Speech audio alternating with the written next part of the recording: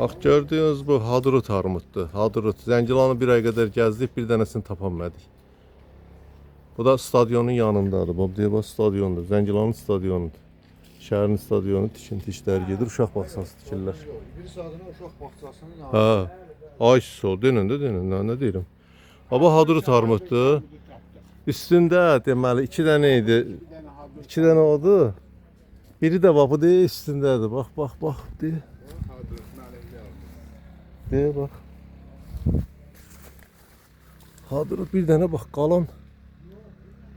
Qalan o deyə bax oradadır. Bircə dənəsi qalıb üstündə. İnşallah yaz ağzı. Hanı üstündəki deyil. Dedi daha. Yaz ağzı inşallah gəlib çeyləyərik.